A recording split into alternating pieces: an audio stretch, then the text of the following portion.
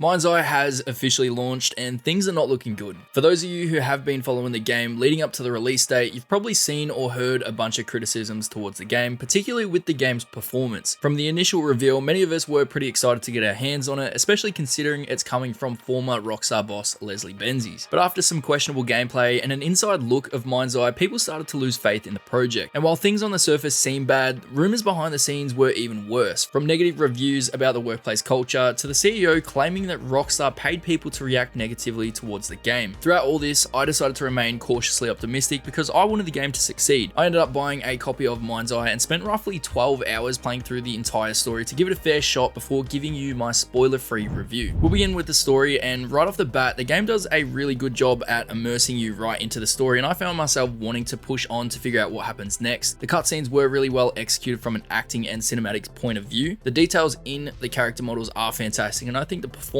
are really well done. Alex Hernandez really stands out and does a great job at playing the role of Jacob Diaz, so I was a bit shocked to see that some people actually didn't like his performance, but honestly, each to their own. In the early stages of the story, it sets up a pretty interesting plot, but the more I progressed, the stranger it got. What started off to be a really solid story started to fall apart into honestly a laughable plot. Now, I know the game takes place in a futuristic setting, but the direction the story goes is pretty questionable. One thing I'll mention that I'm sure a lot of you have heard about already, and it's to do with the CPR QuickTime event. This is one of the most out-of-place systems I've seen, and it doesn't even enhance the gameplay whatsoever. It's definitely worse than the yoga mission in GTA 5, which absolutely sucks, so that's saying something. Next, we'll talk about the world. The game takes place in the city of Red Rock, which is a fictional version of Las Vegas. Growing up with GTA San Andreas, many of us dreamed of Rockstar reimagining Las Venturas in the HD universe, so seeing the setting of this game was one of the key things that hooked me from the start. Credit where credit's due, the team at Build a Rocket Boy really cooked with the world because the city of Red Rock actually looks amazing. It's surrounded by desert, but the actual city itself is where it really shines. From afar, the city looks really nice at both night and daytime, but it's when you get up close that you realize there's not really much going on there at all, and the city is quite dead. Sure, during the missions, you'll see a bunch of cars driving around on the streets, but it's pretty inconsistent at times. Speaking of driving, this was something I actually enjoyed. The handling is something I was initially skeptical with, so I was pretty surprised when I got behind the wheel. That said, the driving isn't perfect. When you're racing around, if you accidentally clip a tiny rock or curb, it'll either send your vehicle flying or completely stop you in your tracks, which happened countless times throughout the story, and in some cases, it would cause the mission to fail because I took too long to arrive at the destination. Another part of the driving, which could be factored into the overall world, is the use of dynamic props, like streetlights or fences, things that can be destroyed if I drove into them. None of these things felt like they had any weight. They barely make a sound when I crash into them, and they don't even damage the vehicle or slow it down at all. Moving on to the combat system, in MindsEye, you've got a weapons wheel that is very similar to GTA, and I'm personally here for it. I think it's probably the best way to easily manage multiple weapons. The actual gunplay feels decent enough, but when you progress through the story, some of the weapons begin to feel unbalanced, which makes you heavily rely on your drone to take out harder enemies. The drone gameplay is super cool and it was enjoyable, but I feel like it takes too long to recharge your abilities at times. One thing that stood out to me during the gameplay trailers was how slow the enemy bullets were, and I was hoping that that would be fixed before the game's release, but this wasn't the case. From a distance, if you're getting shot at, the bullets travel so slow that you're actually able to dodge them. For the up-close gunfights, if you get caught in between a reload, you're not able to melee, you can't kick, you can't punch, you can't even hit the enemy with your gun, which absolutely sucks. Instead, you're forced to tackle gunfights from a distance without ever being able to take an enemy down in hand-to-hand combat. After the credits roll, you're thrown into free roam, so I took the time to explore the map. Driving around the city was a pretty cool experience, but like I said earlier, the city's quite dead. There's not much going on in free mode other than a handful of portals that you can enter to play a different type of game mode. When you spawn into free mode, you're playing as some default character at your safe house, and inside of the safe house, you can interact with a bunch of different items, but there's literally nowhere to change your clothes or appearance without having to do so in the main menu. I think that MindsEye would have massively benefited from having an online mode at launch where you can explore the city with your friends and customize a character, buy clothes or buy cars, but there's literally none of that. On PC, you're given access to the build mode, which allows you to place props and peds and even build your own game modes. I only spent maybe like 10 to 20 minutes exploring the map with the free cam tool, so I can't really give you my thoughts on that portion of the game, but if they continue to expand on this part and allow us to play with friends, then I think it'll serve as a great feature for endgame content because there's not really much of that. Now, lastly, my thoughts on the game's performance. I played MindsEye on the PC, and after hearing a bunch of people complain about performance issues, I decided to run the game on medium settings, which my PC should be more than capable of handling. However, throughout my playthrough, I was hit with inconsistent frames peaking at 60, which was great, but also dropping to around the 14 mark several times. I had an on-screen overlay which told me exactly how many frames I was running at, and I noticed that when I would get into into built up areas, the game would start to struggle, which was incredibly frustrating during chases or gunfights. The frame rate issue wasn't only limited to gameplay, but it was also impacting the cutscenes big time. It was incredibly hard to follow the story at some points because I was constantly distracted by the drops in frames. On top of the frame rate issue, I had a lot, and I mean a lot of issues with textures loading in, especially during cutscenes, which again took away from the overall immersion. Normally, I'm okay with textures loading in during gameplay. Some of the best games are still affected by this, but when it's happening in cutscenes and directly affecting the story, that's when it becomes a huge problem for me. Overall, I think that MindsEye could have been a really cool game if they took the time to perfect things and get it right before the game's release. There was a lot of feedback prior to the launch, which should have been enough for the higher ups to delay the game. Like I said at the start of the video, I was cautiously optimistic about the game, and although my expectations were low, I was still massively let down by how bad MindsEye turned out to be. If you've played the game or are planning on picking it up, I'd love to know your thoughts in the comments down below. If you did enjoy the video, be sure to leave a like, subscribe, and I'll catch you in the next one.